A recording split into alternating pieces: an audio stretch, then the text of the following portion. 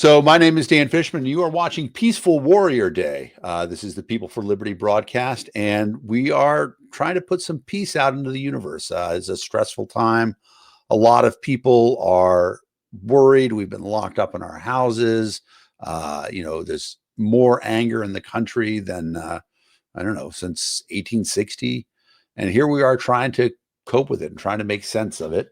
And, there's a guy who's an expert at helping make sense of things. It's my good friend, Spike Cohen. So welcome to the show, Spike. How am I supposed to follow Cheryl Ameling? Well, we told everybody you were going to sing. So I'm going to save everyone a lot of, we're going to make this much more peaceful by my not singing. Holy crap. So I actually got to meet the Ameling family at their home at a fundraiser. This was, I believe, in October. And Cheryl did a recital of, she did her, I guess, freestyle or whatever you call it, she ad-libbed there and it is, if you think it's amazing listening to it now, and it was, I was in a great state of peace before realizing I had to open after that, hearing it in person is even more incredible. And you should absolutely go and buy her music. There's no substituting Cheryl Ameling. She is amazing. But I am doing fantastic, and thank you so much for having me on.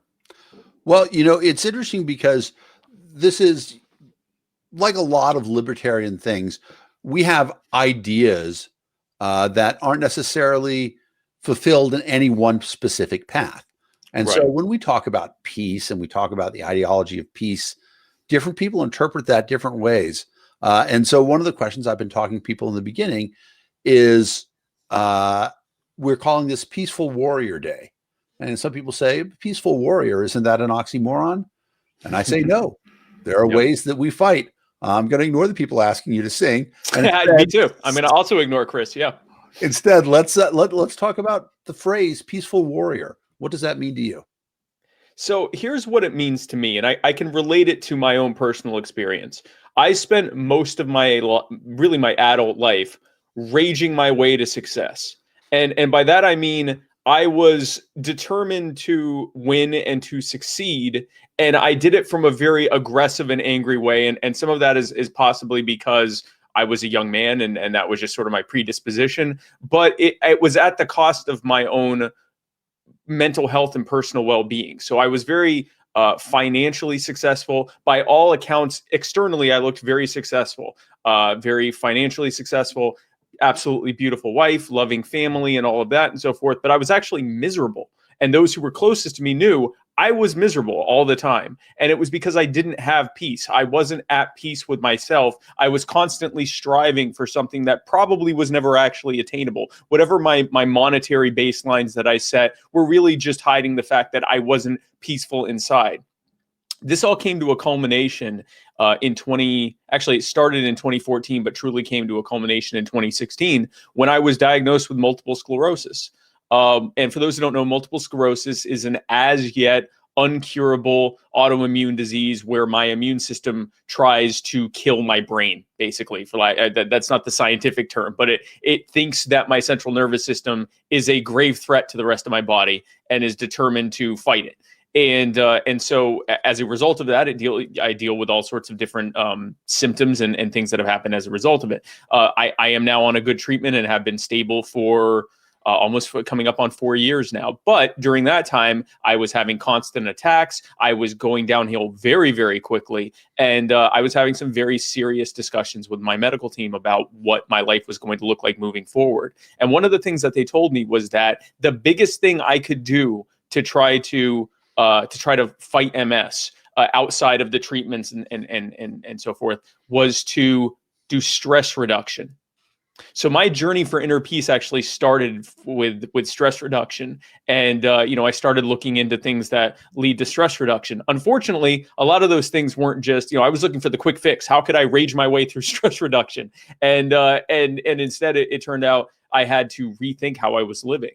And that's what led to me retiring from my business. That's what led to me spending the better part of a year learning things like mindfulness and meditation and learning all sorts of incredible things. And, in that, not only has it helped with my progression of my MS and also with my just my overall symptomology, because the less stressed you are, the less intense the symptoms feel. But it has also retooled me to be able to handle the things that we're facing in life in a way that allows me to be able to be more of a warrior and to fight my way through that. So that's a fascinating topic, because you say fight your way through it, and we all have sort of these obstacles in our life that we have to fight to get past. And Right. sometimes, there is a confusion as to, oh, I don't want to fight because I'm a non-aggressive person and anything like that. Right. But fight is really, I mean, if we replace that with struggle and we say, oh, I don't want to struggle, nobody's life is free from struggle. Exactly. There is, there's a story that I like to tell that I learned in Sunday school about Hillel, who is one of the great teachers in Judaism. And when Hillel was in charge of the temple, he had all these assistant chief rabbis. And one day this man came in and he was very impertinent. And he said, teach me everything about the Torah, which is, the book of Judaism. So teach me everything about the Torah while I stand on one leg. And when I was told the story, I'm like, what does that mean? And my Sunday teacher said, all right, well, stand on one leg for as long as you can. As it turns out, if you want to try to stand on one leg, you can't do it that long. 3 minutes, maybe 5 minutes, something like that. So this guy was, for all intents and purposes, the first troll, right? It's the first definition of a troll in this ancient text. And so the first rabbi was like, get out of here. You're just a troll. You're driving us crazy. He came back the next day. The next guy said, get out of here. You're just trolling us. And then they mentioned it to Hillel. He said, let me talk to him the next day. And guy comes in and he says, teach me all about the Torah while I stand on one leg. And Hillel said to him, do unto others as you would have them do unto you. Everything else is just commentary. And I always took that to heart. And obviously, that idea is, now we refer to it as the golden rule. The golden rule. Right? Yeah. Jesus says it in the New Testament, and other religions have other iterations of it. It's a very simple idea. Do unto others as you would have them do unto you. Exactly. But a lot of our inner struggle is knowing how we want to be treated and being able to tell people how we want to be treated. And that's an inner piece part of it. And I know it's sort of a wide open thing, but you having gone through this reduction of stress in your life, you had to make people aware of how you wanted to be treated. Can you talk a little bit about what that path is like and how you were able to communicate that? Absolutely. And so the biggest way that I found in showing people how I wanted to be treated was sort of a reverse of the golden rule, which is do unto, it's sort of demonstrate, or I guess it's the same thing, but it's demonstrate how you want to be treated, how you want others to do unto you in the way that you do unto others. And so a lot of people that were especially very close to me had, they were happy, because I often was a very angry person to deal with, especially in stressful situations. My default was to go to anger and be very, aggressive in the way that I dealt with things. And I was successful in doing that, but it also caused, great harm to my mental well-being and to my relationships with others. And so a lot of it was retooling, showing people that this is how I was going to deal with things now. And so, I studied things like Stoicism. I studied things like mindfulness. I studied the idea of looking at things as dispassionately as possible and applying a level of objectivity to how I was looking at things. I also learned one of the most incredible and healing things that I learned was defaulting to kindness. Even if someone's not being kind to you, and I'm not talking about if someone's attacking you, you have a right to defend yourself. I'm not saying you have to be a pacifist, but in discourse, if someone is not being gracious or kind to you, that doesn't mean you have to be the same way. And it may feel weird, or it may feel like you're giving in or anything at first, but the more you do it, the more you realize that you're actually taking the stronger position of not allowing someone to take you off balance of who you want to be. Right, because if somebody is able to make you not be kind, they are actually controlling your behavior. Yeah. So I'd like to go into that a little bit more. This idea that we can choose to be kind all the time. Yep. And there's a lot of opportunities that the universe gives you where we could mock people or, ignore them, or say that's somebody else's problem. But when we choose to be kind, we really change the universe, right? Yep. It's incredible when you, and when I say be kind, because people think that means that you have to be, overly nice, or that you have to, that you have to give in to people being rude to you or anything else. It doesn't mean any of that. It just means that you don't have to meet their anger with your own anger. You can deal with them in a way that sometimes will make them even angrier. That, it's sort of the whole kill them with kindness thing. By you continuing to be gracious, by you continuing to, and this happens all the time. If you're a professional internet libertarian like I am, then that like I and Dan are, then you are often talking about very contentious subjects on the internet, which can very often lead to people being less than kind. You can be kind to them. You can still hold your ground on your philosophy and your principles and your beliefs. You can still tell them where you believe that they're wrong and things like that, but you can do it in such a way that you are being largely the better person. And in doing so, and this kind of goes outside of the inner peace part, but from a discourse point of view, often there are people that will look at this discussion happening, and if one person's being kind and gracious and just stating things as they are, and the other one is being insulting and calling names and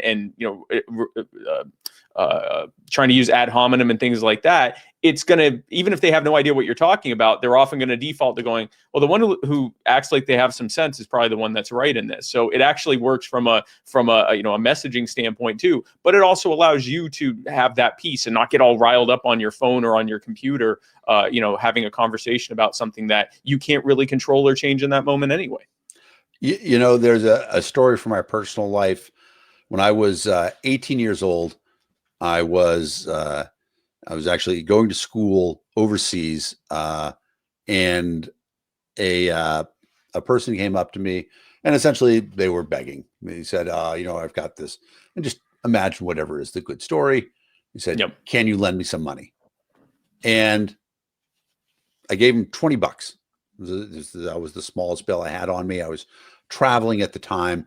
And, I think that to a certain extent, if I'd given him $1, I wouldn't have thought twice about it. I would have said, okay, great. But when I gave him the $20, it made me think, did I just get hustled? Did I really just, do something, contribute to somebody else? And it wasn't until years later, and you know how we all have sort of these shame spirals from our past that show up in our lives. And then, it wasn't until years later that I realized that if I was concerned about that, it wasn't true charity. I didn't have the inner peace of contributing to somebody else's welfare if I was haunted by what I had done. If I had all this, I had to learn to give freely. And one of the interesting things that this is gonna go real libertarian real fast. One of the things that libertarians complain about is that the government has sort of taken over charity. They don't want us to look out for each other anymore. And I've always thought that charity does as much for the giver as it does for the recipient, if not more. And I think, when we talk about an inner peace day, what you're talking about is, showing people how you want to be treated.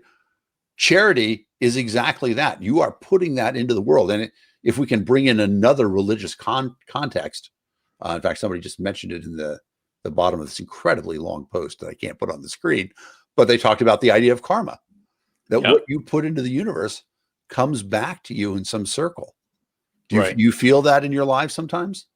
Absolutely. I'm not sure if I agree with the entire concept of karma as a religious or philosophical point. Right. The idea that we get resurrected and stuff like that. Metaphysical standpoint or whatever. But yeah, absolutely. Do what we put into the world come back to it? Absolutely. Absolutely. The kinder that you are to others, the more charitable that you are to others. And when I say charitable, it doesn't necessarily mean monetarily or materially. It just means in the way that you treat others and the level of graciousness that you give and the level of gratitude that you have for what you do have. That was a huge point of what I was going through. When you are being told that you have an incurable disease that probably won't make you die sooner, but could very well, greatly affect your quality of life moving forward very quickly and could even make you not live as long as you expected. The last thing you want to do in that moment typically is find out the things that you need to be grateful for, right? You're not in that mindset. You're pining for the days when your immune system wasn't trying to kill your brain. But one of the main things that I kept in doing my stress reduction stuff, they were like living in gratitude. And I thought, gratitude for what? And at the very moment I started questioning that, I thought, what do you mean gratitude for what? You've been successful. You have a wife and a family who love you. You have a home. You have a roof over your head. You don't want for, things that you need, material things that you need. You are in a situation of being able to take this time to learn how to reduce stress and deal with this challenge that you've been given. You have an opportunity to take this challenge and learn from it and actually have a better quality of life as a result of it. And it kind of spiraled, and it didn't happen that quickly. It took actually me journaling every day at least 3 things that I was grateful for. For years I had to do that until finally I realized I didn't need to write it down anymore. I was living in what I was grateful for, and waking up thinking about what I was grateful for. And that change of being thankful for what you do have instead of focusing on what you don't have. And there's a whole spiral we can go down a rabbit hole of how society has geared us to want more and more things for the benefit of people who can then sell us those things. But the reality is, when you live more gratefully, and that allows you to then be more kind, because now you're looking at people not just as an obstacle in the way of what you're trying to get. You see them as someone that's also experiencing a human existence like you are, and is probably dealing with all sorts of issues that aren't necessarily, they aren't presenting to you in that moment, but you can now treat them with the same level of graciousness that you are finally treating yourself with inside. Since we've been going all across the religious spectrum at various points in time, there's this tenet in Buddhism that you want to achieve freedom from want, not wanting things. And in fact, there's a great phrase in Judaism as well. I mean, it's a little more specific, says not to covet. Now, it doesn't just say not to covet, because you can't be that specific. Yeah, you can't be that general, because we all have that in our lives.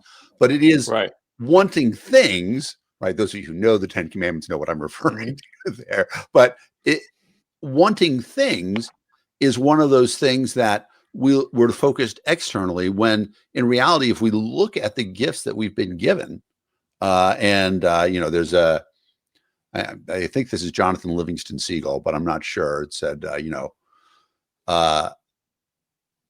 today is a gift. That's why it's called the present. Looking at our lives and what's happening with them and appreciating what we have, that's a key thing to inner peace. And when we model that, we're showing it to everybody else as well. So here we are in this situation where, I think everybody in the United States is unhappy politically. Yeah. Right. We have the Trump Republicans. I don't know if I should call them Trump Republicans, but let's just call them the Trump supporters, who have this different perception of reality, that the election was stolen from them, but that is their reality. Yeah, no, that's what they believe. They believe that there was a massive fraud that just took place and perpetuated against the American people. Yep.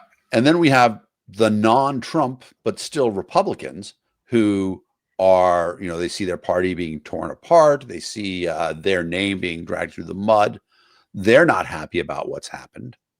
We have the Democrats who, they just saw the appointment to the CIA of the person who led the spying on the Senate. And so, all these non-Biden Democrats, progressive Democrats, are like, oh my God, what happened when we said, what did we just do? Exactly. We got rid of red MAGA. Now we have blue MAGA. Yeah, exactly. And then you have the very small group of people who are actually Biden Democrats, which oddly enough doesn't include Joe Biden, because he hasn't realized that he's president yet. But No, definitely. other than that, we have this, and so everybody's unhappy politically. And in many ways, the one answer to that, the fact that there's so much anger about this, is libertarianism. This is a way that libertarianism is actually a path to a much more peaceful reflection on our Yep. political state. And I'm just going to give you that softball and say, get it out of the park. How does libertarianism lead to political peace? So here's my opinion on that, why it leads to political peace. The reason that we see more and more division and more anger is that the more power is centralized into the hands of a small handful of people, the more crucial it is to control who that small handful is. So now, instead of your differences of opinion with your neighbor just being differences of opinion with your neighbor, if you're no longer and your neighbor are no longer able to make those decisions for yourself, and it's now being decided by someone else in a position of power where one of you wins, one of you wins in terms of your way of thinking how things should be done, and the other one loses, your neighbor is now your adversary. Your neighbor is now your opponent. And the worse it gets, your neighbor is now straight up your enemy. Your neighbor is a threat to everything you hold dear. And that can be everything from, something like a regulation that might affect your business, all the way up to whether or not you can continue to stay in the country, whether or not you can continue to live outside of a prison, whether or not you can continue to live. These things become beyond crucial because they're no longer in your hands to work with others as you see fit to fix these problems. They're now something that are being imposed upon you by someone, atop that, a shining city on a hill. And the problem with that way, that top-down way of doing things, one of the many problems, besides the fact that it doesn't work and is completely immoral because it robs you of your ability to make those determinations for yourself. One of those negative side effects is that now you hate your neighbor. Your neighbor that disagrees with you on the types of things that are or are not acceptable. Now you are in a white hot battle with them over whether or not you are going to be threatened for saying this thing. And you could do that with everything, with healthcare, with defense, with education, with immigration, with any of these things.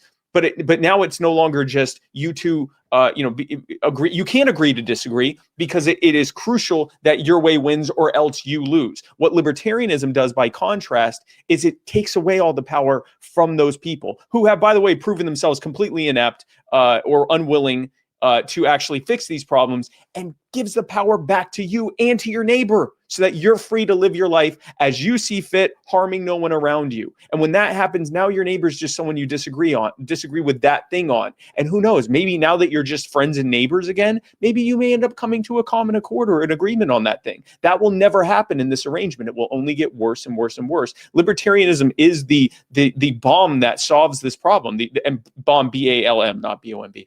It is the solve, if you will, that solves this problem by simply letting you have that power to make that decision for yourself instead of putting it in the hands of a small handful. And you really did hit that out of the park. That was perfect. It's by design, though, because there are forces that are trying to make us enemies. Yes. Yeah. This is 100% intentional. Not just because not only now are you enemies with your neighbor, but the more of an enemy you are with your neighbor, the more you're out literally fighting each other in the streets, the harder it is for you guys to take a step back and go, wait a second, this is all a con game. These people work together all day long to make our lives more difficult. Look at these stimulus bills. Look at any time it's time to renew some act that allows the government to spy on you whenever they want to, or throw you in prison anytime they want to, or do anything they want to. They come together in record time. They don't even they barely talk about it. There's barely any deliberations. They just do it. And so the more at each other we are, the less likely we are to see that that's happening. And again, that's also where libertarianism comes in, because when people aren't at each other's throats, when we are at peace with ourselves and those around us, we are in a more calm and collected way to observe what's happening and make an actual objective logic-based decision instead of just trying to figure it out in a very fear-based and anger-based way. That's never going to be as good of, we're never going to be able to determine what's happening or adapt to it as well as when we ourselves are calm. So one of the critical underlying things behind that point is that the people who get elected, it's been said that a politician really only cares about three things: getting elected, getting reelected, and Yes. getting elected to higher office. And so we have a system right now, and I am excluding you as, I know you were a vice presidential candidate, but I'm not saying that you were actually running because you thought, oh, my goal is that eventually I'm going to be elected president someday. Right. I wish. But in that vein, we have a system where we elect people into power who profit by our country being divided politically. Yes, very much so. Not just, they don't just profit from us being, it's beyond they profit from it. It's the only way they can do it. It is what allows them to play the con game. And we see this all the time. If you distill the actions of government down into the personal level, these are no different than the actions of any other con artist that abuses toxic relationships. And, we have people in our lives, right? They try to, create this toxic codependent situation where we feel like that we either owe it to them or that we have to help them because someone else is, hurting them or whatever else. And all of that is just another way of playing to the state of things in this country is really one giant toxic codependent relationship where we are all forced into association with each other, not because we want to be, but because we're essentially forced to under threat of harm. That doesn't lead to peaceful interactions with people. That leads to more and more people feeling like they are in a state of civil war every time that they vote or every time that they're even just conducting themselves every day. And that makes things worse. One thing I want to note, because often when I talk about having inner peace in the face of tyranny and oppression, I have people who come to me and say, how can I be peaceful when there are people who actually want to cancel my existence or want to hurt me, want to throw me in jail, want to kill me, want to have me removed from the country, want to not recognize my humanity, want to treat me like I'm less than? And my answer to that is that your oppressor would like nothing more than for you to be miserable. Right? The more miserable you are, the more they have succeeded. I'm not telling you to fight against what they're doing. I'm not telling you that you should rest until the very moment that the things that are being imposed upon you have ended. I'm telling you that while you do that, you should be in a state of peace. You should be happy. You should be grateful for the things that you do have as you continue to fight for the things that you don't, to be able to have what is rightfully yours. Because nothing would make the people that are trying to hurt you more upset than to know that you're happy, you're thriving. You can't wait for the next day to be able to fight happily against what they're doing to you. They want you to be miserable. Don't let them win. So you said fight against what it is that they're doing to you. I think that brings a nice circle back to what we're talking about, Peaceful Warrior Day. Yes. This idea that there is a struggle and we can't give up, because if we just say this is just the way life is and there's always going to be kings in our lives, there's always going to be rulers, there's going to be people who tell us what to do and I shouldn't struggle against it. That's what they want. They want us to be complacent. They want us to say, you know what, I'm willing to put up with, let's bring the Franklin quote in, a little loss of liberty for security, essential security. Yeah, something like that. And that is one of the things that the Libertarian Party talks about. And sometimes, we're also called extremists because we say we want all of our freedoms all of the time. All of the time. Yep. But that's not really an extremist viewpoint, is it? I wouldn't say that it is extremist. I think that the extreme is saying that there should be people who use the threat of harm up to and including killing you to achieve their goals. I think it is very moderate to say, why shouldn't people be able to live their own lives in free association and disassociation with each other as they see fit, armed and empowered with their money and their freedom and their opportunity to be able to thrive and to prosper and to help those who can't for themselves? That's far more of a moderate, or or whether it's moderate or not, I think that it is the intuitively correct position. I believe that we should, we say peaceful warrior. Don't ever give up. Don't ever surrender. Part of surrendering is allowing yourself to be miserable and filled with anger and hatred, and to hate those around you, even those who may be on your side to some extent. The best way, one of the best ways internally that you can fight back, is to live a life of happiness, gratitude, peace, and kindness towards others. Not by giving up, not by refusing to continue to fight against what they're doing, but just the opposite, by putting yourself in the best possible position, spiritually, mentally, physically, psychologically, to be able to fight back. I think that is I think that most libertarians agree with that idea. That is not the perception that people have of libertarians, that we want everybody else to be as happy as possible, to find, their way to be as happy as possible. How do we as libertarians show that really what we actually want is for everybody to go out there and get that happiness, that joy in their lives? How do we help people realize that about us? I think, first of all, we need to recognize, Dan, why so many libertarians are angry. Because just like we need to empathize with the people who disagree with us and see where they're coming from, we need to also empathize and reflect with the people that do agree with us, but often, present our ideas in ways that are less than kind or charitable.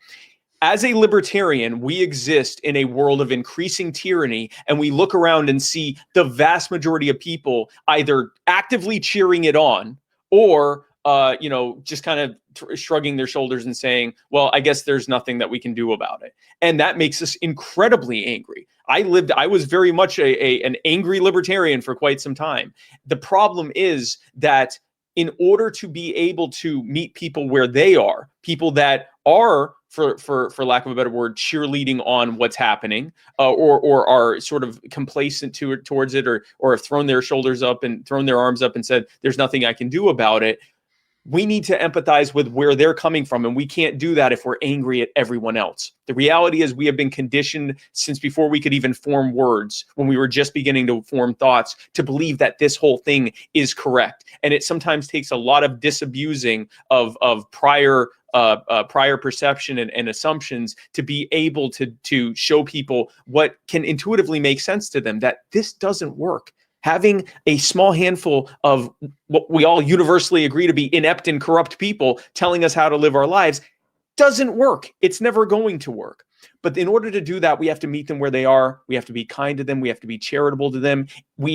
Our ideas, libertarians, are better than the Democrats on the things that their voter base cares about. We're better than the Republicans on the things their voter base cares about. And for that matter, we're better than centrist politicians on the things that centrists care about, right? So why are we arguing with people? Why not listen to what they're saying, empathize with them, demonstrate that we understand what we're going through, and what they're going through, and then we can take them on the journey on how we can fix these problems. All of that requires being in a state of peace and calm and kindness for ourselves, which that often gets lost because we're not kind to ourselves. Very often we're not kind to ourselves. Be kind to ourselves, and then use that same kindness in how we treat others. That is a path to be able to spread a message of liberty that's not just principled and not just bold, but also engaging and empathetic and dynamic, and connects with everyday people who aren't already on board with our philosophy. That's how we connect with people. It's awesome. You mentioned something in there talking about how one of the things that we find so oppressive is these involuntarily forced associations, and how they sort of take us apart. We have a guest who's going to come in, and we're kind of combining a lot of different people here. Hannah Cox is, among other things, just incredibly famous for her fight against the death penalty, but also Hannah's going to talk about, I think, one of the most powerful forms of voluntary association, where a lot of people can find peace, and talk about the power of prayer circles. So Hannah, thanks so much for joining us, People for Liberty, on our Peaceful Warrior Day. First of all, I've asked everybody this question in the beginning. What does the phrase peaceful warrior mean to you? It's a great question. And thanks for sharing your time, Spike. Sorry for the time mix up earlier. Really glad to be here. I love the term peaceful warrior. I often had people referring to me as a happy warrior on social media for many years. And I truly did not know what they were talking about, because I often don't feel like I'm a happy warrior. I feel like I'm angry and I'm exhausted. And I'm fed up with the government.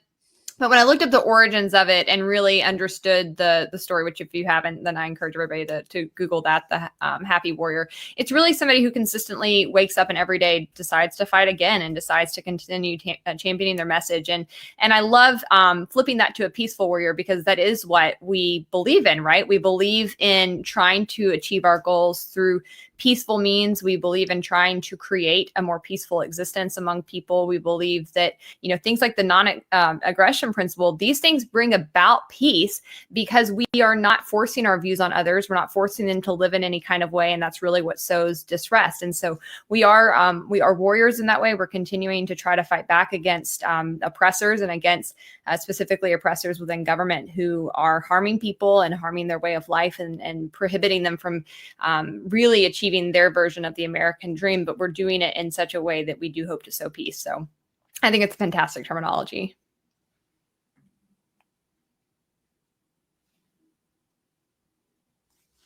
Oh, I can't hear you, Dan. Dan, you're muted. Sorry. I've gotten really good about, learning the second one. I want to type something to mute, but unmuting is not so great.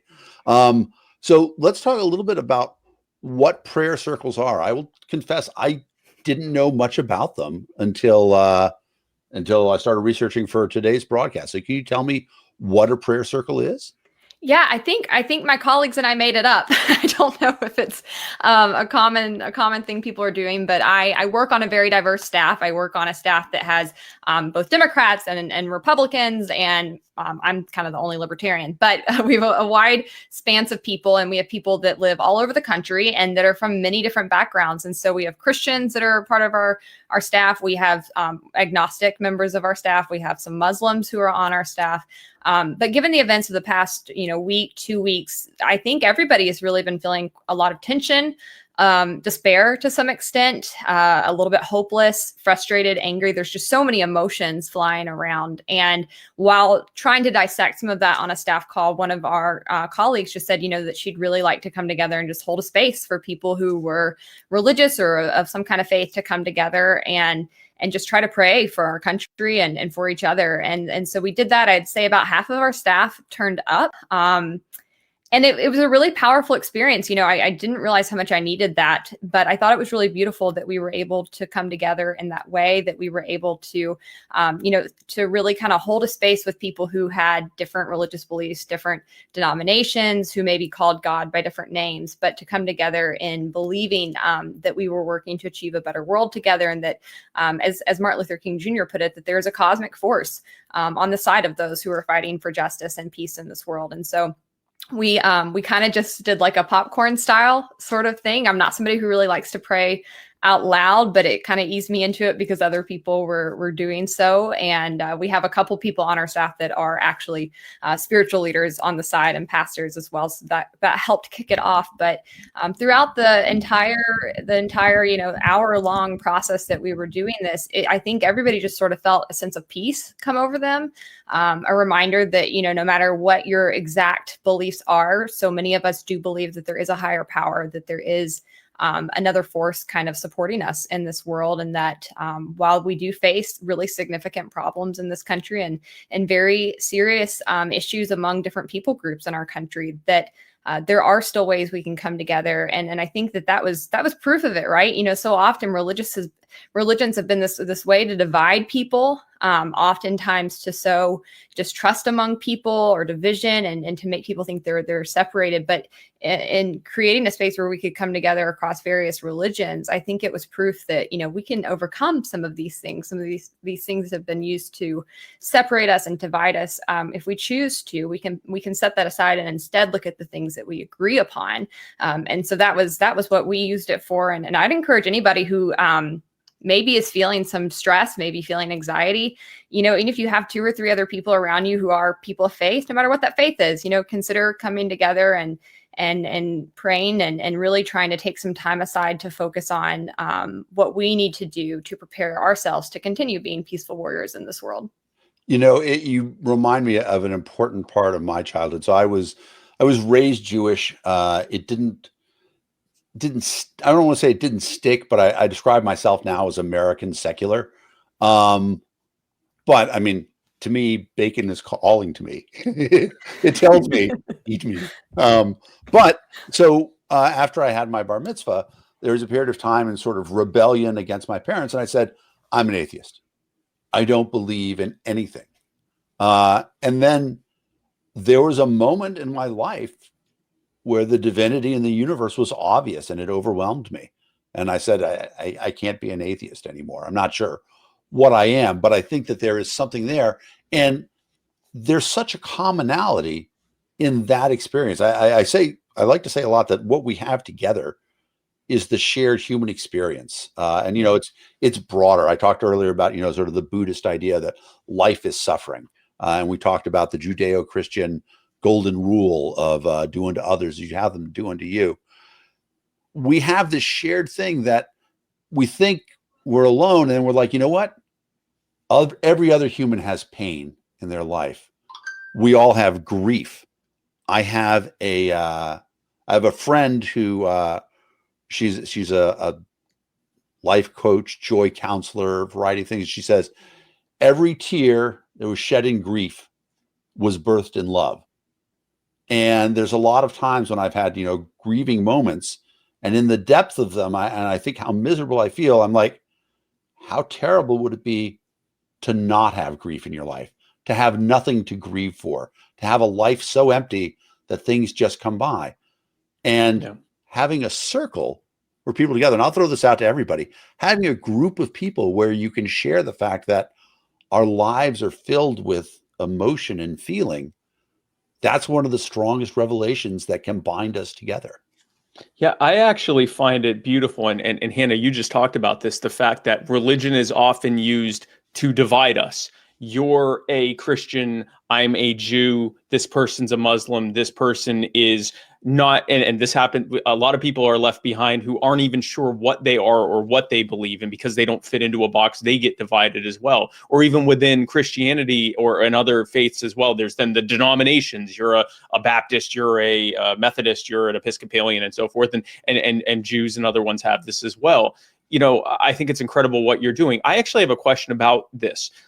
Because you are navigating the fact that there are differences in the faiths, and that there are also, therefore, differences in the way and procession that prayers happen. How can you walk us through how a typical, how you actually do the prayer circle in such a way that it is edifying everyone's beliefs and not making anyone feel that it is a this faith dominant type of prayer, or is it sort of a rotating thing? Tell us how that works. Well, to be honest, it sort of happened organically. We didn't really have a lot of time to plan this outside of just, we want to hold this space. If you want to come, here's the Zoom link and here's the time we're going to have it. So it was a little bit trial and error. And I think that most of us on the call agreed it was something we'd like to do at least monthly moving forward. We found it really beneficial. And so I'd love to find feedback from people who are on it. I will say, no matter what the space is in this country, I just think by nature of sheer demographics, you do usually end up with a more Christian dominant space. So while we did have multiple religions represented there, most people were coming from some kind of denomination. But the way we did it in allowing people to just kind of come in and say, their piece in a sort of a popcorn style movement. I know one of my colleagues who is Muslim, she came on and she said a prayer in Arabic.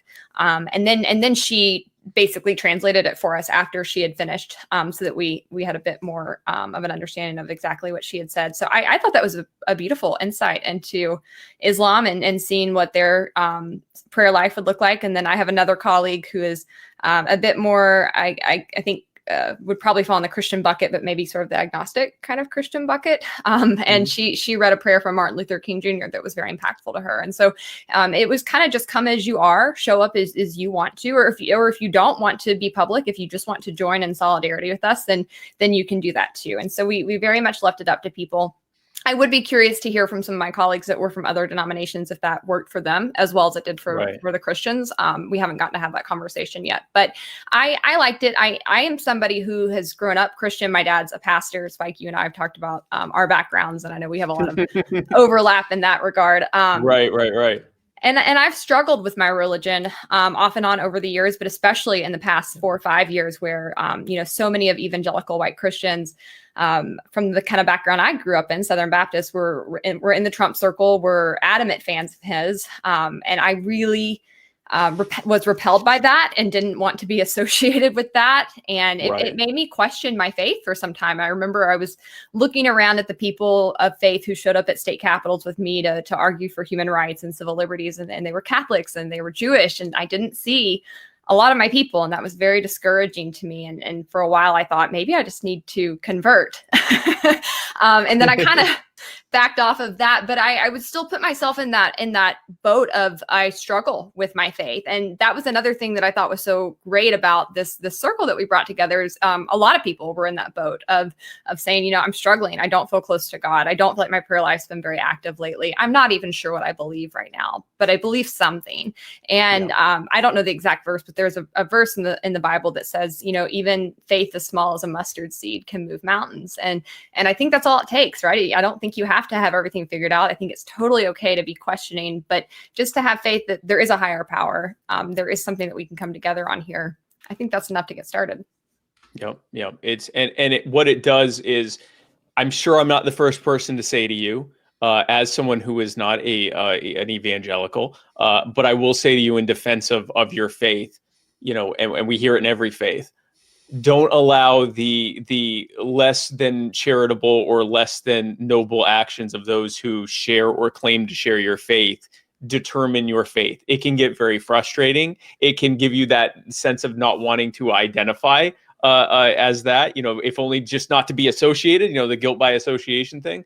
But, ultimately your faith is between you and who you believe to be your creator. And that's, are there teachers? Yes. And we've talked about the whole, PK/RK phenomenon of having a parent who is actually, in a person of the cloth, if you will.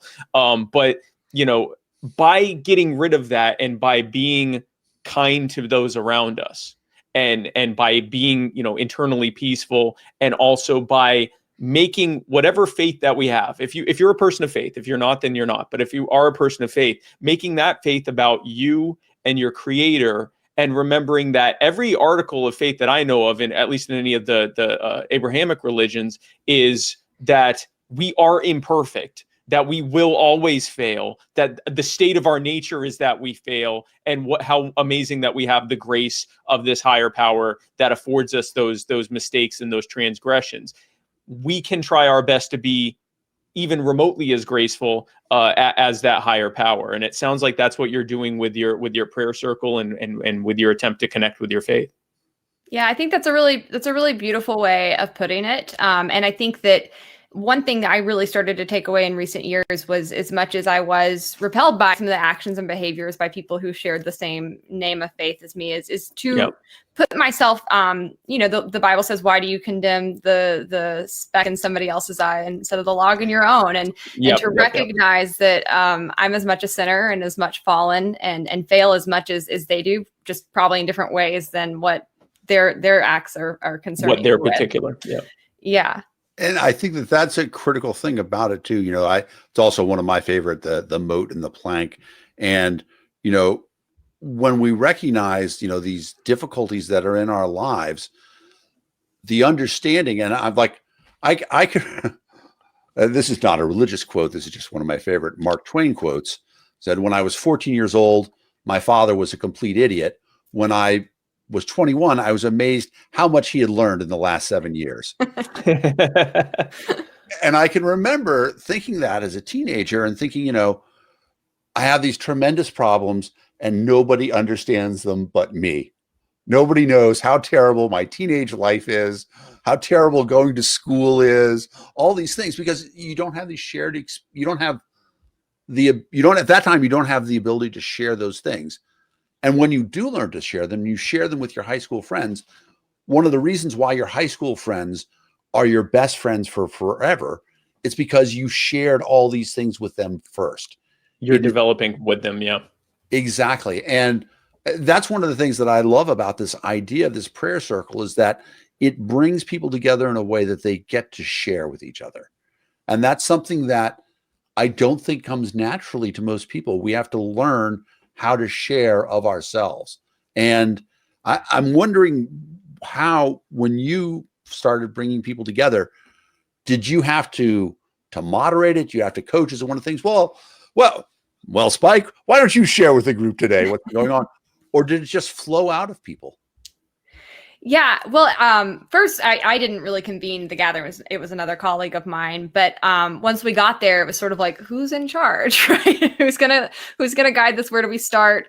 And I think, we sort of just kind of had to be in that awkward space at first of how do we do this? I think when you're coming together with other people of the same religion, you sort of know the basic ways to proceed and how you usually would come together in prayer and worship, etc. But when you're doing it with multi-faith, it's just different. And so it was trial and error, but it was a good thing. And I think it allowed each of us to sort of say, what our normal styles were, how we typically would go about this, what our comfort level was, kind of what we were hoping to get out of the experience, and then sort of slowly start proceed. Again, I did have I have two colleagues that actually are ministers on the side of their work in criminal justice reform, and so they were able to sort of lead it a little bit more professionally and really kick us off. But as a whole, it really wasn't super organized. It wasn't very structured. It really was allowed to kind of flow, and there was some empty spaces. But I think that's a really good thing. One thing I loved about the whole experience is, I often talk about in multiple ways how in America we're so divided. We just do not know people who are not like us. I remember a few years ago, somebody said, do you have a passport? And I was like, yeah, who doesn't have a passport? Well, most Americans don't have a passport. Majority of Americans. Yeah. But in my circle, everybody has a passport. And so it's little things like that. And it's big things, right? It's not knowing people of different religions or races or ethnicities or socioeconomic classes, on and on and on and on. And so I think just when you first start entering those spaces and trying to really hold community and find ways to work with people who are so different than you, there's some tension, there's some awkwardness to kind of sort through, but it's so worth it, and it's so rewarding when you do it. Yeah. I'm going to throw this question out to both of you. I caught it really quick. Yeah, you got it. I'm going to throw this out as a question to both of you. So here we are in this world, and Hannah, you really talked about the fact that, in the Southern Baptist community, you found a lot of people who were advocating for things that you really didn't agree with, just because of the effect that Trump has had. And I can certainly tell you that, among the Jewish community, there's certainly a lot of people who advocate for things that just don't make any sense to me. I don't understand where they're coming from. How do we deal with, let's not call them non-believers. Let's call them the people who believe in something that we know isn't right, that we know isn't true. And that's what we're confronting right now is, we are confronting people in our lives. There's a woman who's probably watching this now. I refer to her as the libertarian daughter I never had. She actively believes that the election was stolen, that there was a massive fraud across the country. And I am baffled at how to deal with that. The only thing I can do is, and you guys are going to help me, this has become our prayer circle, the only thing I can do is say, okay, if I don't know how to reach her with anything else, all I can do is put love into the conversation and say, I love you. I think you're wrong, but I love you. How do you guys deal with that? These people who are so disassociated from what our reality looks like at this point in time. Well, Hannah, do you mind if I go for it? Okay. So as a libertarian, we often have to learn how to love people who are wrong. And so it's which is, by the way, when we were talking earlier, right before Hannah came on, about how there are people who are so libertarians who are so angry because we see everyone around us just being so wrong, and it frustrates us to no end, right? And then we end up attacking each other because we're also all wrong, even in our own groups. But going to your question, what I have done is I actually have 3 filters that I use when I'm talking to people. And I found that it is incredibly reflective. It forces me to reflect, and it also forces me to actually consciously consider how I'm conducting myself with this person and just in general. And if at any point these 3 filters don't work and I'm not able to continue being kind and gracious, then I just disengage. And that's an important thing to remember. We don't always have to engage with people. And if we're not in a state where it's a good thing to do in that moment, we shouldn't engage with them. The first filter I use is pretend that you're talking to, like Dan's talking about, someone you love very much, but they're just really, really wrong and you just really disagree with them.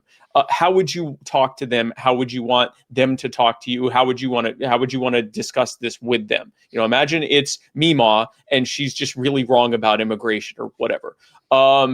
The next thing is pretend that everyone you care about is watching you conduct yourself in this moment, which if you're doing it on social media, very strong possibility. Imagine that everyone you care about and everyone everyone on earth is watching you do this. And especially, again, on the internet, it might be true. How would you conduct yourself differently if you knew that everyone, including those that you care most about, are watching and listening to every single word that you are saying and seeing how you're conducting yourself? And then the final thing is this, and this especially works for libertarians because most of us did not start as libertarians. Remember when you either agreed with what they're saying right now or agreed with something equally heinous that you now find to be absurd and ridiculous. How would you have liked to have been spoken to back then? I use that one a lot. I was a neocon. I wanted countries to be bombed. I wanted all sorts of terrible things. I wanted the Middle East turned to glass. I was terrible. How would neocon Spike would have wanted someone to talk to him and conduct yourself with that person? And I find using those 3 filters is a powerful way to start a way of you kind of controlling how you're conducting yourself with someone who's just so wrong. But it also kind of forces you to reflect how you're dealing with people in general. And eventually you don't have to actually you don't have to mentally go through each of those. It just kind of changes over time as practice, how you are engaging with those around you. And I think that's a powerful way to do it. That's an awesome thing to do. We're coming up to the top of the hour. And did I take all of, I'm sorry, Hannah, did I just take all your time? No. Listen, I couldn't have said it better. I continue to think Spike's one of the most effective communicators in our movement. I appreciate watching you work. I think you have a great ability to really reach people outside of our bubbles. Thank you. The only thing I would add to it is, I often go back to Dale Carnegie's book, How to Win Friends and Influence People. And I think about times I've changed my mind on really big policies. And I like the point in that book that says to find the point of commonality and work from there. And I think that's how people got me. They found a point of commonality with me. Oh, but you with the death penalty, for example, you don't trust the government to deliver the mail. Why do you trust it to kill people? Exactly. That got my attention, right? So, and then that it wasn't mocking me. It wasn't condemning me. It wasn't, aggressively coming at me. It was just sort of taking my own beliefs, holding them to be true, and then asking me to be consistent in them. But finding that kind of point of commonality and then moving from there can really work well. Yep. That's a wonderful way to put a cap on this. Thank you so much, Hannah. Thank you guys for Spike. I'm just going to be taking questions from the audience. So people who have questions to queue up, please start posting them in here, and we'll start commenting on them. Spike, you are welcome to go eat some well-earned lunch. If you want to stick around and help me answer some questions, you're welcome to do that as well. What time? Let me see what time it is. I can stick around for maybe 20 minutes or so and answer a couple questions. That sounds great. Well, one of the things that I want to talk about was, and I just lost it, what Hannah said right at the closing. Commonality, point of commonality. It'll come to me. It'll come back. Yeah, exactly. See, this is what 53 looks like, and why I have to practice because I start forgetting things, and now I need a little bit of help from everybody. We'll start off with this first question that's on the screen, and I want to give a shout out to Cassie Daly, who is behind this, running everything. The reason why we look so good is because Cassie is using the soft light filter on me, and also changing the cameras and bringing the great questions up. Casey. So the first question is, how many meditation practices such as centering prayer, TM, mindfulness, or something else? I've become fascinated with TM recently, and people who aren't familiar with it, it's not a casual discipline. There's all sorts of rules and structures around it. But two people who are incredibly successful, who I respect, Howard Stern and Adam Sandler, both talk about the fact that TM was their path to getting their life, which had been filled with all sorts of creative stuff, into a focused place where they could get their creativity into a productive manner. And I'm always, I've been a Howard Stern fan for forever. And if you haven't listened to him recently, his life transformation is astonishing. He was always incredibly entertaining, but now he's thoughtful and really gets people going. Spike, do you have any meditation, mantra, anything like that that's in your life?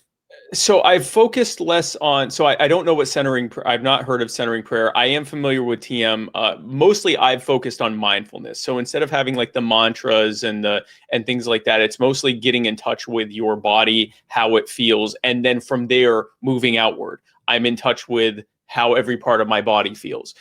Now I'm in touch with what things are happening in my surroundings. And I kind of also, I tend to hybridize everything because I'm convinced that no one has everything 100% correct except me. And so I have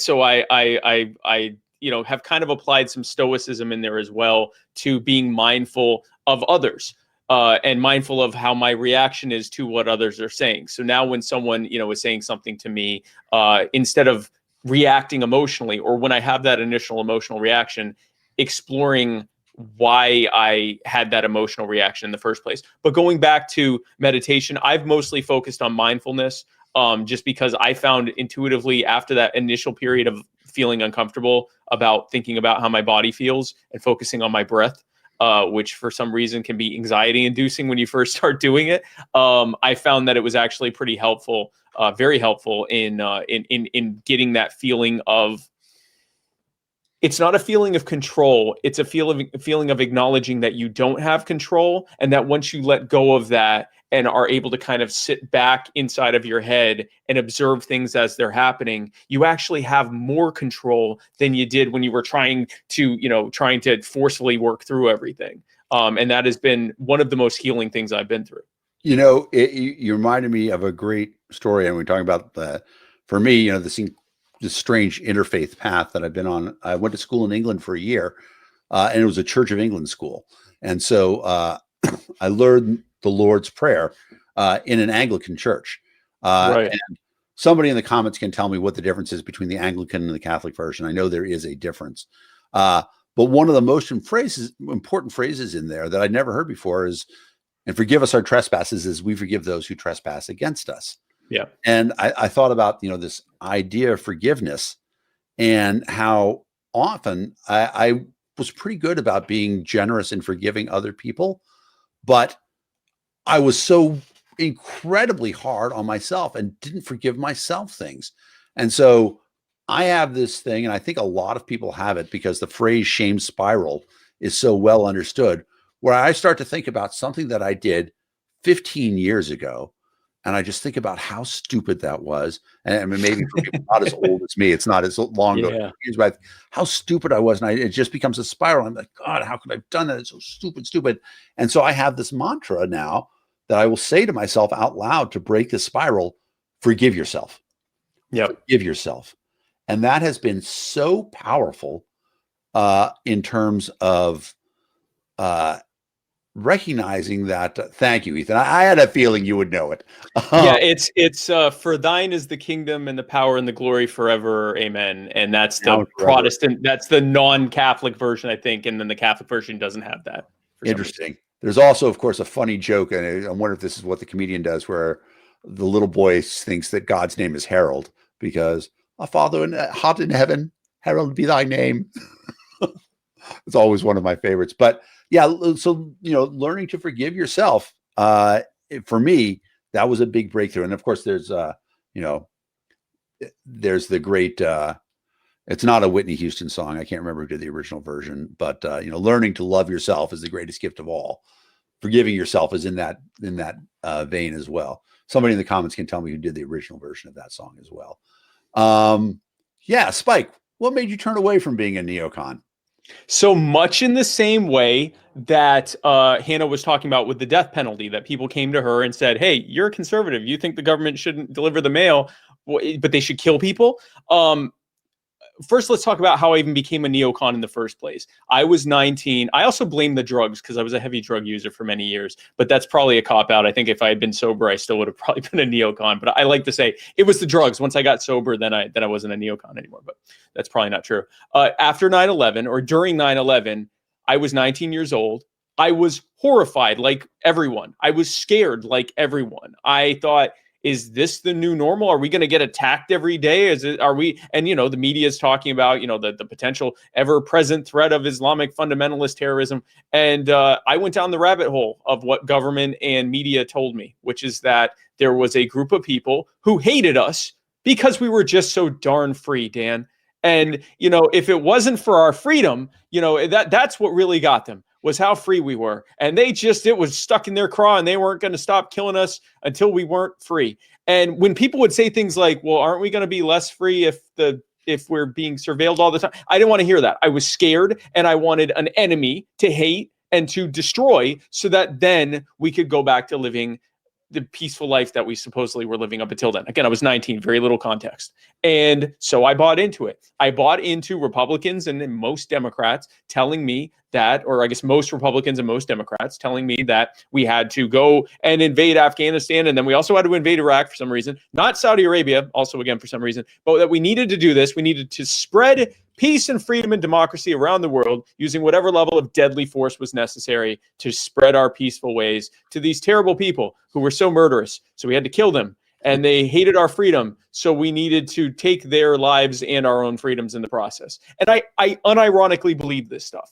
And when incredibly annoying libertarians like Ron Paul or Matt Kibbe's another one, these were libertarians that talked in conservative circles and basically said, hey guys, we don't trust the government. Why are we doing this? And I always kind of leaned conservative because I had a business and it was fairly successful. I wanted my taxes to be lower. I always kind of felt like I had been taught, a government that wants to take your guns is a government that wants to round us all up and kill us again. So I was very much against gun control. And what else? I also I tended to think that the government shouldn't be telling us, what drugs we can or cannot use, if only because I was using them.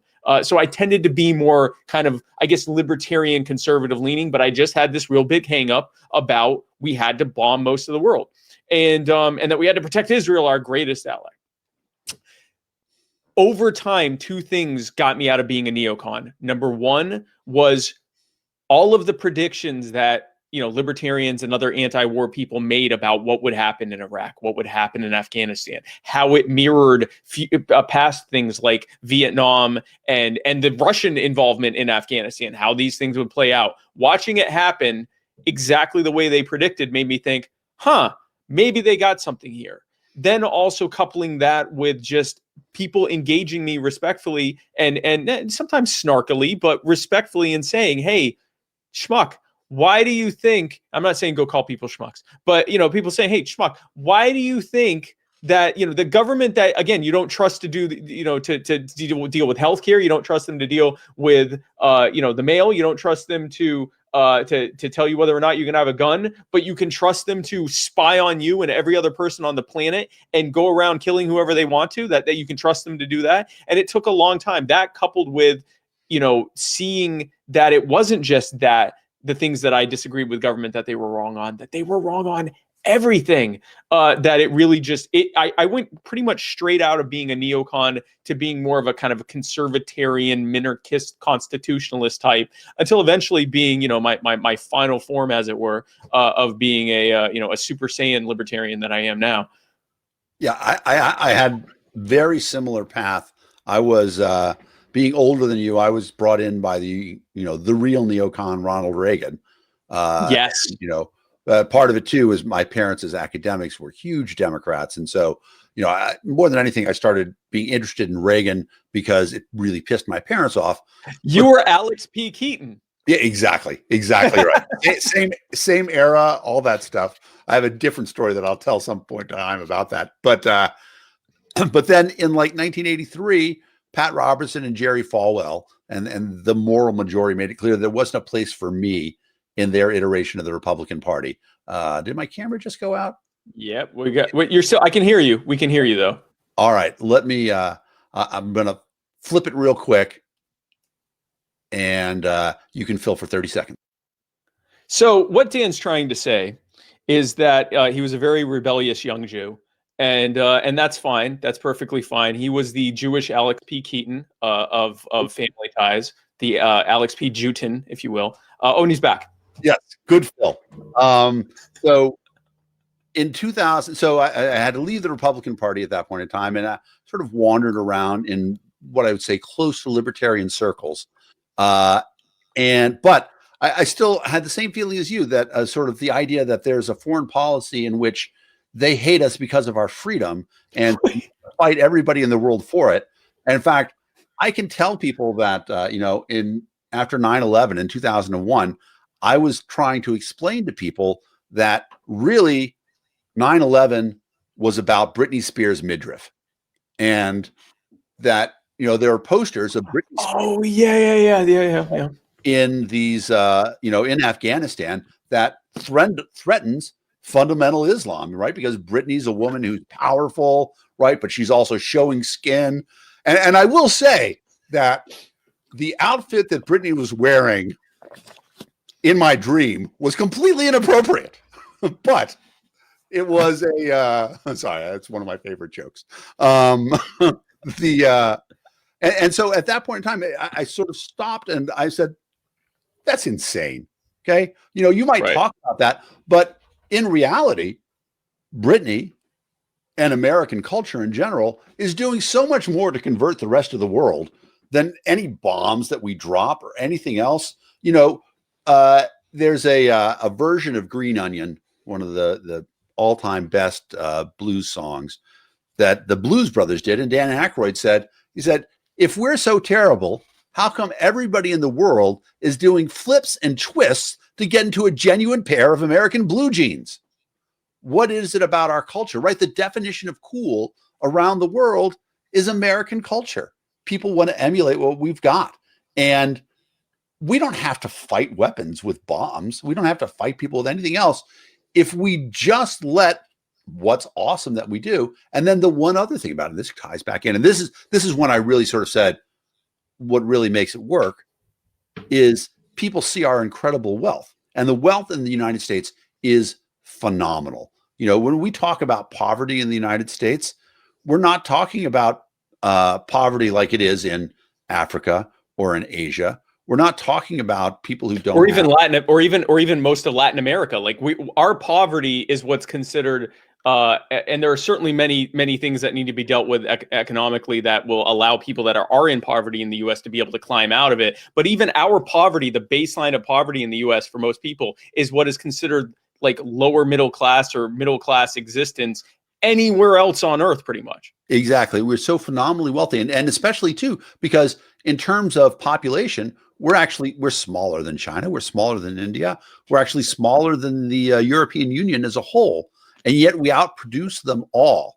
Now, I know those numbers go a little bit back and forth, and I realize that the thing about it is it's the free market, right? Or the freer market, right? The United States. A market as free as possible. Yeah. Exactly. And if we let the free market go out there and be our evangelist, we don't have to do anything. We don't have to fight battles. We don't have to bomb people, anything else. The free market and the wealth that it's produced, and the United States being the example of that was what brought me around, where I realized government just always gets it wrong and ruins it. All right, we got another question on the screen. Thank you so much, Anita, for coming in.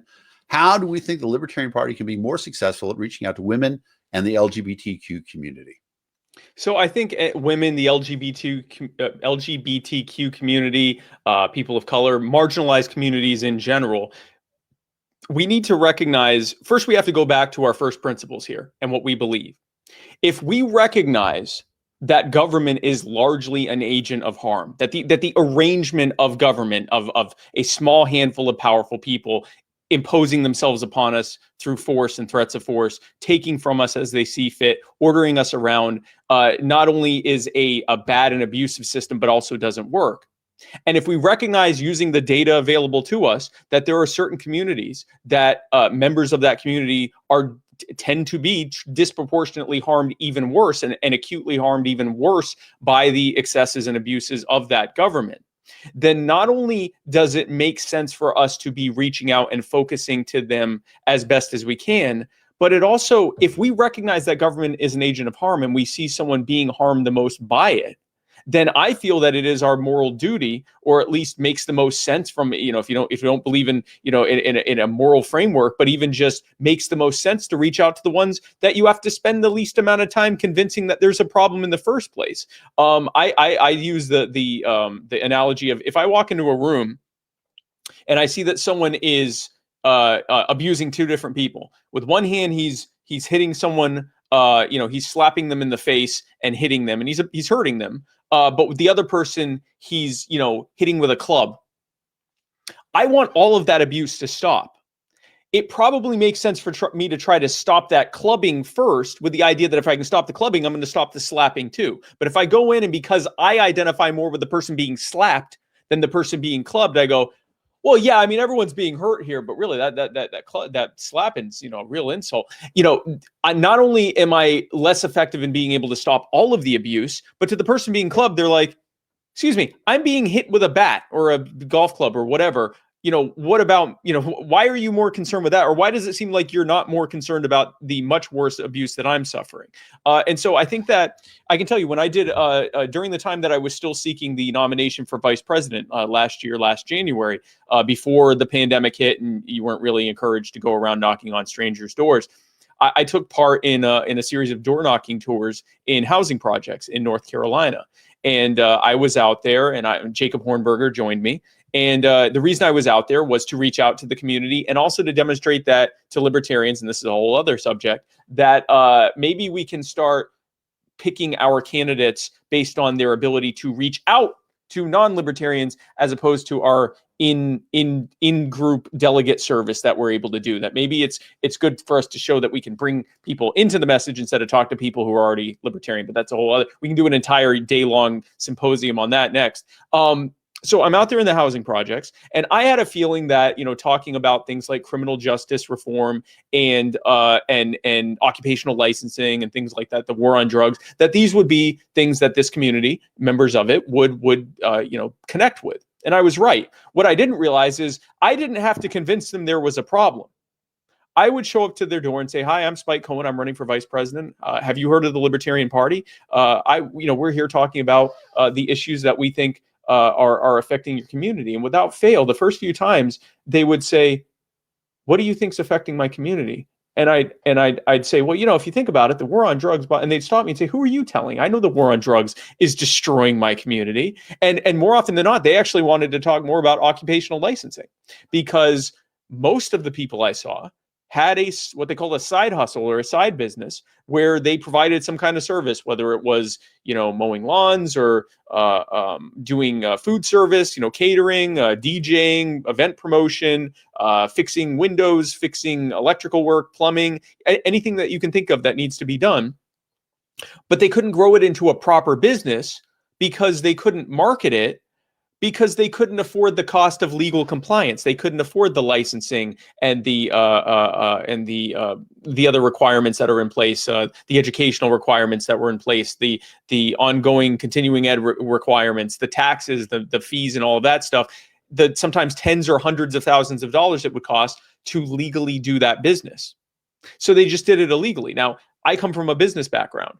The number one thing you have to do, even more so than even being good at what you do, is market it well. Make sure everyone knows what you do and frame it in a way that connects with them on how to do it. They weren't able to do that. And so I was able to reach this community by talking to them about something that they faced. And it was actually easier talking to them than it was to talk to people who are far more comfortable in what they're going through, that, and convince them that there's a problem. So relating this to the LGBTQ community, you don't have to convince the LGBTQ community that government is often in their way, that government is also often the agent or organization that is dehumanizing them, or is treating them less than.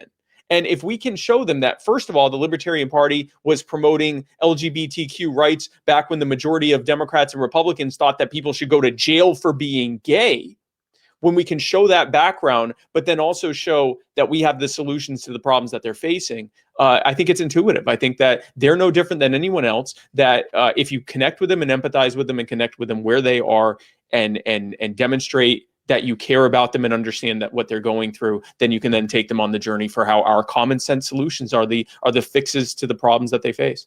I think that a really good thing. You wrapped it up nicely. I want to actually throw one other thing on it by using one of my favorite Spike Cohen quotes that you said earlier in the show, where you talked about the importance of being kind.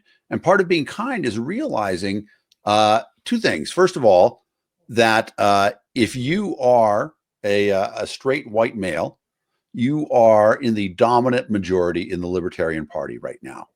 Yes. And as a result, you should be aware of the fact that your experience is not the same as that of a woman or that of a LGBT or GSM person.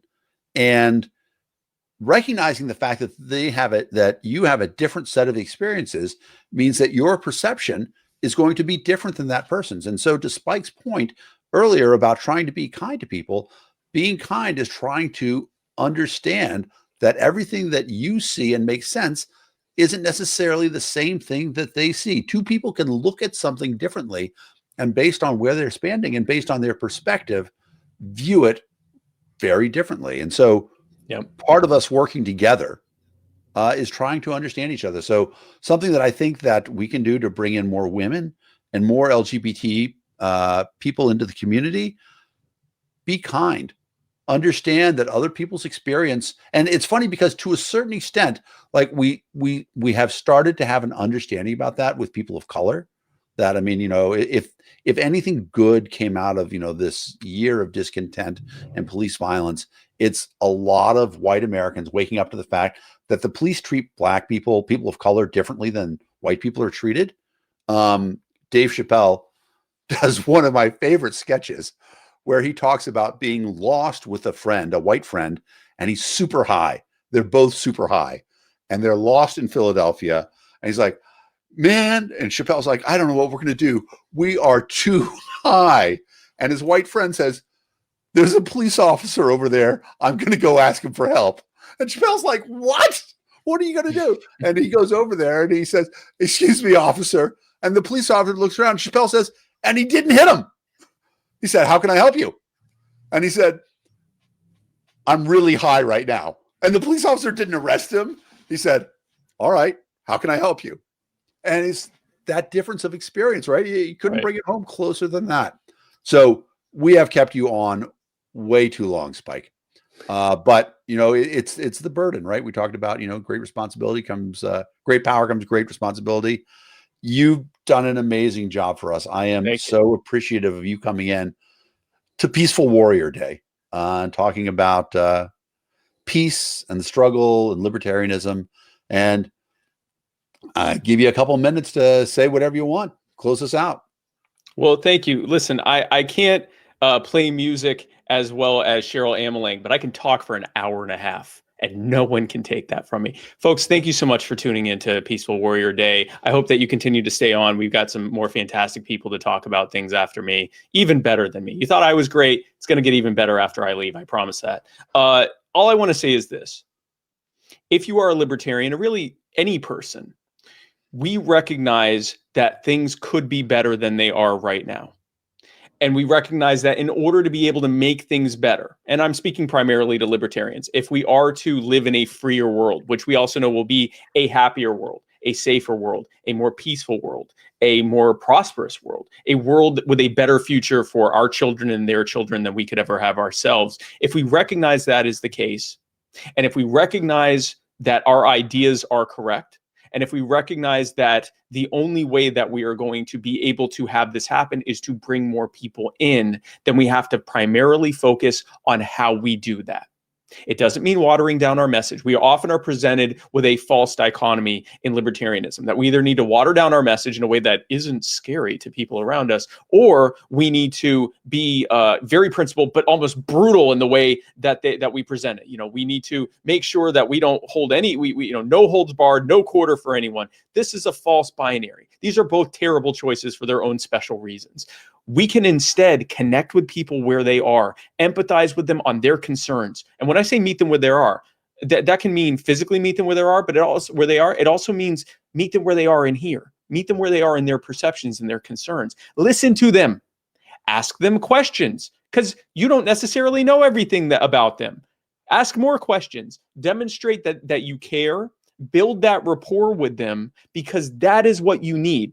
There's an old phrase in sales and marketing: no one cares what you know until they know that you care. So demonstrate that you care. If we know that our ideas are right and we know that their concerns are valid, why are we arguing with them?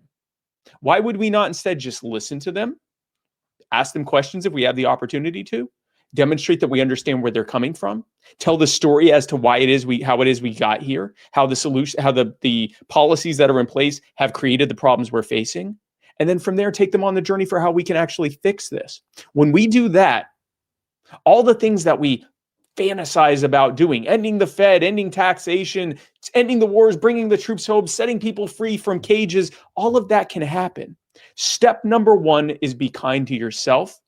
Find peace within yourself. Step number 2 is apply that same peace and kindness and understanding to those around us. When we do that, not only are we beginning the process of bringing people in and growing this thing into a movement that can actually achieve the goals that we have, but we've already gotten better here. We're already living in a better existence here, even before we can accomplish that. So if for no other reason than yourself, here is how you can do it. Be peaceful, be kind to yourself and others, and use the well-worn methods of bringing people into a greater message and apply that in your everyday thinking. And I am grateful to all of you that have watched this and listened to me talk for, again, an hour and a half.